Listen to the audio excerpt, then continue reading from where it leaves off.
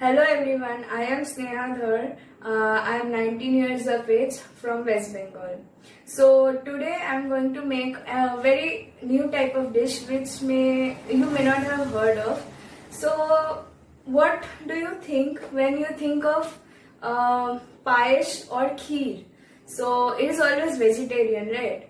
So to give it a twist, today we'll try a non-veg kind of a payesh which is called the egg payesh, or a bit denser, you can also call it a egg kheer. So we have the following ingredients: the flame, and we will heat the milk in an aluminium pan saucer. We'll heat it on high so that it comes to a boil. We will take the egg and we will beat it. We will only use the egg white. We will throw away the yolk. So we'll take a bowl. We'll separate the egg white and the egg yolk. Okay, now we can see the milk is boiling. So we will just stir it to make it thick. Make it thick. We will keep it on a medium flame. And we will have to stir continuously so that the milk does not stick. Next we are going to add a little bit of elaichi powder. Going to add sugar. So for 130 ml of milk we are using 3 tablespoons of powdered sugar. So we'll add little by little and whisk it so that no lumps are formed. Allow the sugar to melt and dissolve and keep the milk on a low flame.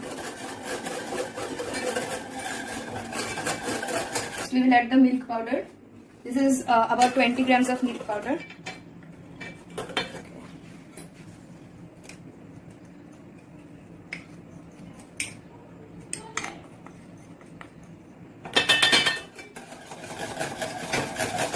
We will use this beater so that no lumps are formed. Here we have 1 egg white. Now we are going to beat the egg white till we have the white foam. We will add the foamy part only. We will take the foam from up and we will add the foam and then stir it. And everything should be done on a low flame if you are handling it single-handedly like me. And we will add the foam.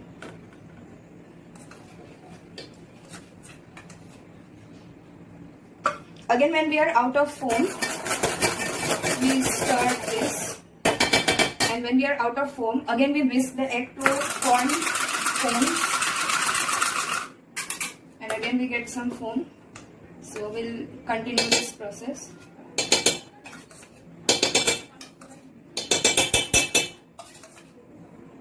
And we will beat this again.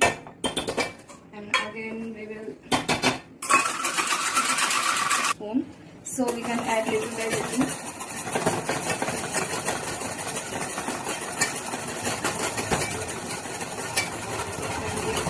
And whisk it vigorously.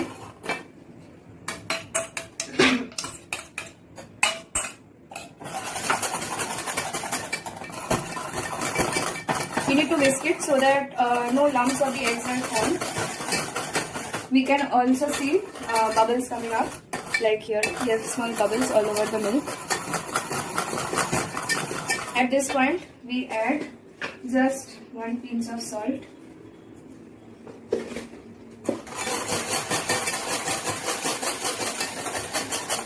And we increase the flame a little bit. Add our kevra water, very little.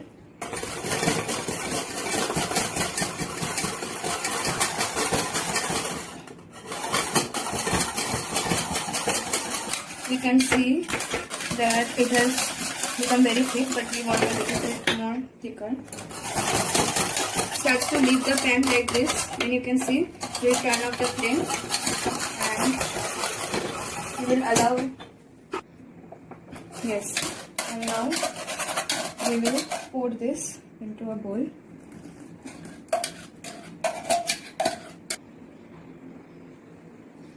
Now we can see properly that it has thickened. Now we add the soaked kesar and the milk, and then we garnish it. Kheer ready. Now this has to be freezed for at least half an hour till it forms a strong consistency and it doesn't come out of the bowl. So I guess for this amount of quantity, for one serving, 30 minutes will be enough, and depending on the type of bowl that you are using for service. So we will see what happens after 30 minutes of refrigeration. So after 30 minutes we can see that the kheer is set properly. Now if we cut in through the kheer, we can see, you see it's set well, and this is it. And then if we place it here, you can see the small granules.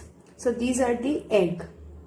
Now the thing that I wanted to mention is that you might think that this is an egg kheer, so it might have egg flavor of egg, but that is not the case, because we are using egg white and not the egg yolk, which contains most of the egg flavor. And moreover, we have flavoring agents such as kesar out here, and we have also used Kheer water, so that reduces any flavor of milk egg that comes up. So I hope you enjoyed. Thank you.